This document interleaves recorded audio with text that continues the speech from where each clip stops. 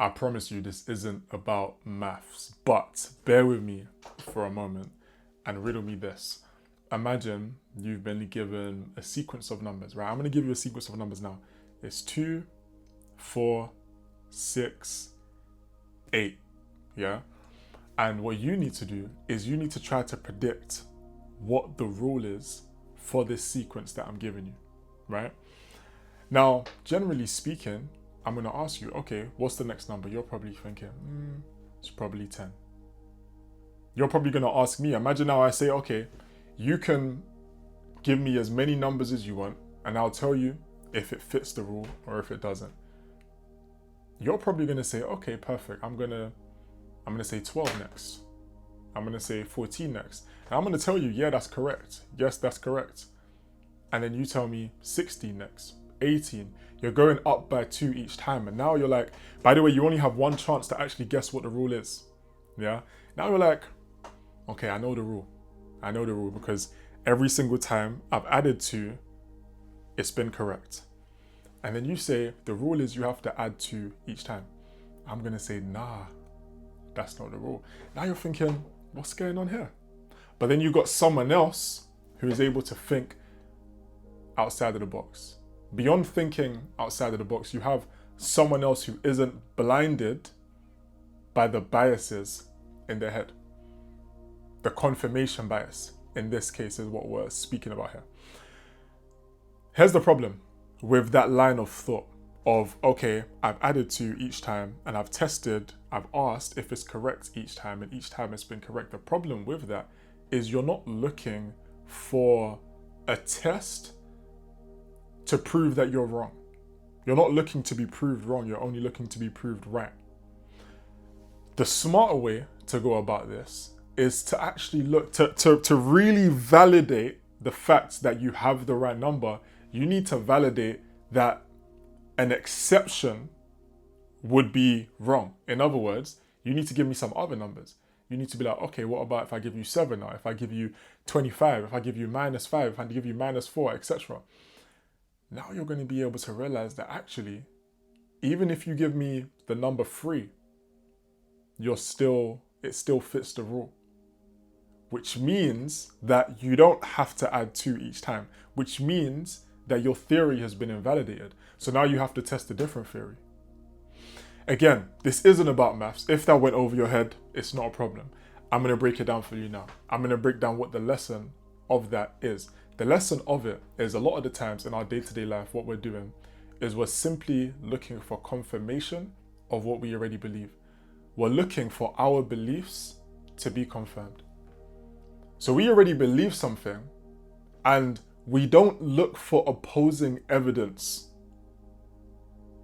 So we believe something so strongly that hasn't actually been tested properly.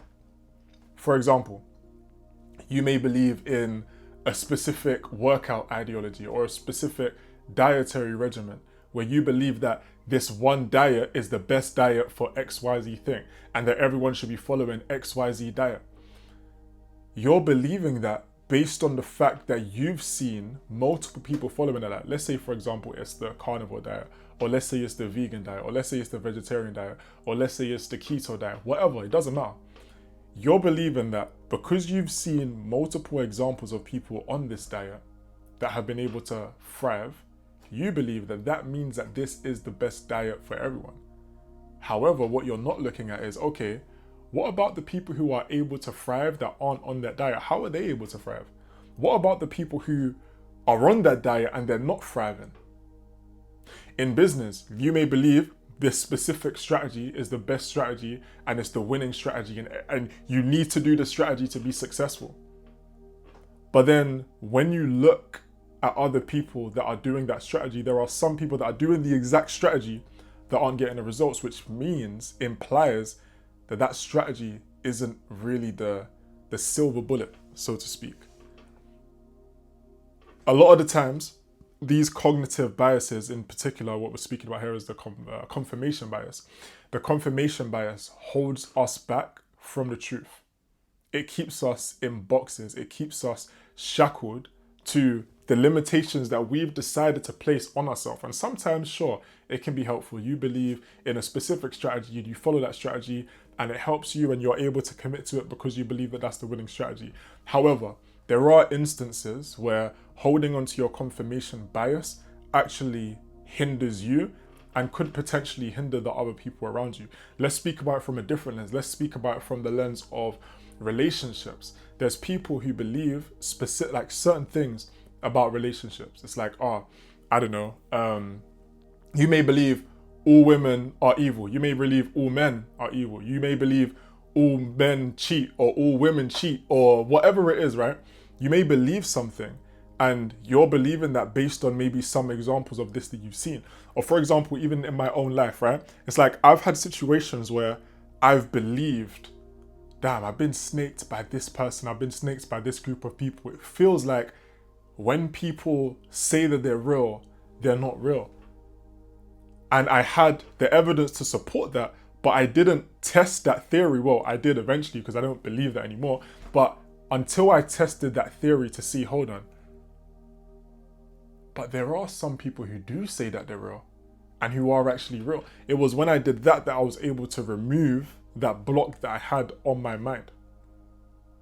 Hopefully this is even making sense for you right now and this is relevant to some kind of part in your life. But it's definitely a topic that I'll more than likely come back to another time, maybe convey it in a different way. Maybe the maths way of breaking it down was a bit confusing, but it's something, honestly speaking, that is so important to understand, the confirmation bias, because we so actively seek confirmation of things that we already believe, and we don't seek the opposite. We don't seek arguments against our points. And this, a lot of the times, is what keeps people, again, stuck, keeps people believing things that they think is correct, but it's not. One thing that I really like to be intentional about is having an open mind and hearing different perspectives in various different situations and hearing different perspectives from different types of people.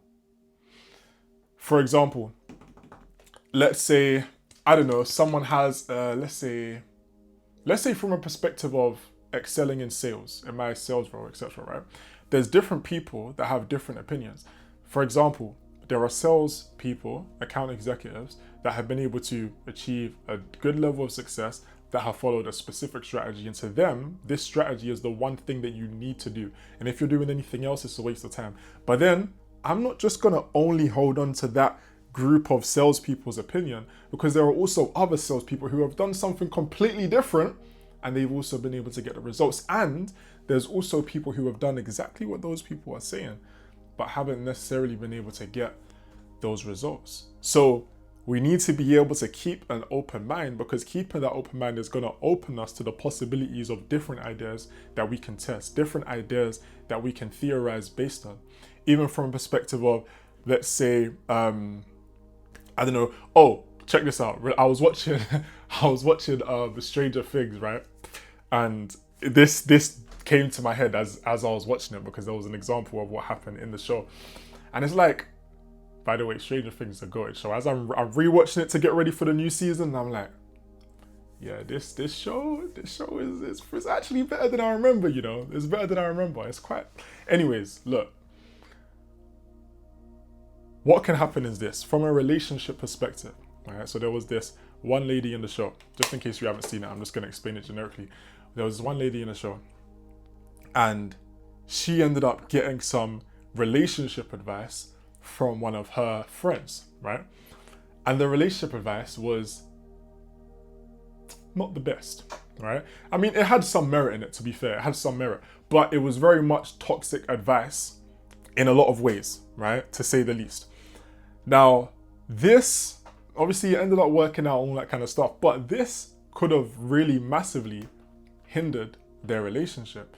And what happened is she was boxed in, and she now had this belief that was confirmed by her friends. Now, what happens in the real world a lot of the times is, because people have friendship circles that are they all think like very similar about like pretty much a lot of things, or at least in that regard, you have 5 people that are telling you the same opinion about this relationship, right?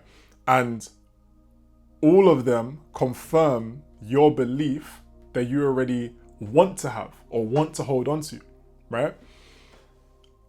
Whereas if you have 5 people, the crazy thing is if you asked 5 other people, you might get a completely different answer.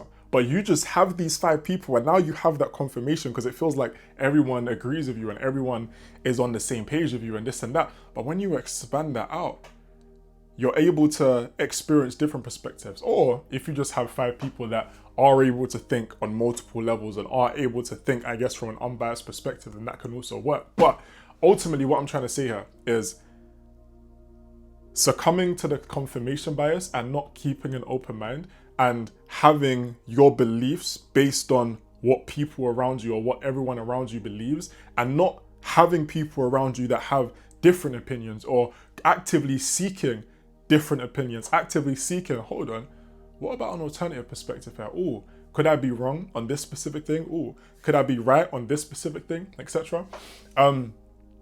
That's something that's super important, honestly speaking, because if you don't do that, you're going to be held back tremendously in your life. Now, I feel like this video, ideally it made sense. I do feel like I could have explained these concepts better. So I plan to revisit this topic at another time. I have just been grinding it out today. It's like 6:30 coming up now. About to go to the gym. I've been grinding out the sales role. I feel like maybe I should have taken a bit of time. I literally just hopped off the sales role straight to this video. Maybe I should have taken a bit of time to just refresh my mind for a moment, because I don't really feel like this has been the clearest message. But it is honestly a tremendously important point, and understanding the confirmation bias is something that has helped me so much in my life, and helps me to keep a level head in a lot of situations, and also to recognize that I'm not always going to be right about everything, right? It's like I'm very much able to be open to the idea that the perspective that I have could be wrong, right?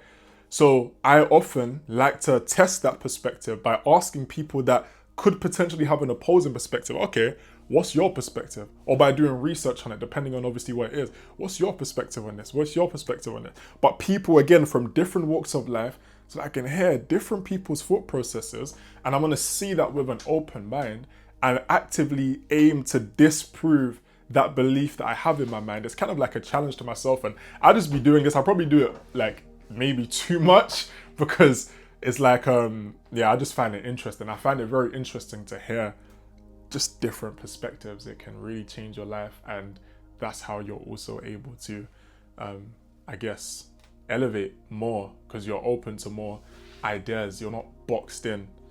Anyways, I'm gonna wrap this video up because I feel like it's been a bit of a ramble. Ideally, it was helpful to someone. And with that being said, I will catch you in the next one. Apologies for missing the upload yesterday. I missed that one. I've been grinding it out in obviously the new role, all that kind of stuff. But at the same time, it's not an excuse. So we're a day late, but I'm recording this video now and I'm getting it up now. And you know what? I'm gonna upload 2. That's a stretch. I'm gonna upload 2 videos this week, because in worst case scenario, I'll upload one on Sunday, so I am. But I'm gonna aim to, should I aim for 3 videos this week? Nah, I feel like I'm overcommitting. I've got so much to do this week. I'm going to studio, aiming to finish my album this week. Maybe it might be next week. I'm also working on my cover art for my album design. I'm working with a designer. That's coming out, by the way, January the 1st. Stay tuned for that. Yeah, I'm not gonna lie, I'm not gonna commit to 2 videos, like 3 videos this week. But latest, the next video will be dropping on Sunday. So stay tuned for that. Peace out, my people.